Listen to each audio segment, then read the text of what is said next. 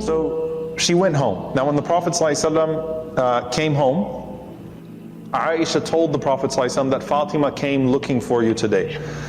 Prophet ﷺ immediately went to the house and he knocked the door, and Ali radiallahu anhu said, "Man, who is it?" So the Prophet ﷺ said that it's me.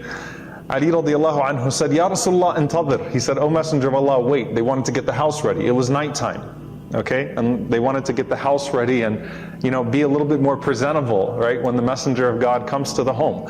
The Prophet ﷺ said, "Don't worry, ala halikuma." He said, "Just stay as you are. Stay seated as you are." Now, if you remember last week, the house of Ali and Fatima had one bed. It was also their couch. It was also where they fed their animals from. So they literally sat up on the bed, and the Prophet ﷺ said, "Don't get up, just stay right there." And it was a cold night, okay? So the Prophet, so they were kind of wrapped in a blanket. The Prophet ﷺ went inside, and he sat between them. And he looked at Fatima, and he said, "Ya Fatima, O Fatima." She said, "Na'am ya Rasulullah." "Yes, O Messenger of God." He said, "Ji'tini al-yawm." Did you come looking for me today? So she said, "Na'am ya Abi." "Yes, O my father." He said, "Mada turidini ya Fatima." What is it that you're asking for, O Fatima? What caused you to inquire? So she said to the Messenger of Allah ﷺ that I heard that maybe you had a servant or a maid or someone that could help me. Maybe there was someone that could help me because it's become difficult in the home. The Prophet ﷺ said, "Man akhbaraki?" Who told you that there might be some servants or there might be a maid or someone to be able to help you, a khadima to be able to help you? She didn't want to throw Ali under the bus because Ali was the one that told her that I think that he might be able to provide a servant or a maid or a khadim to help you. So she just said, "Someone told me."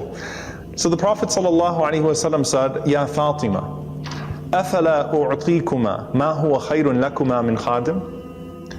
Shall I not, O Fatima, shall I not give you something that is greater, that is more beneficial than a servant or a maid to assist you? So they both said, "Of course."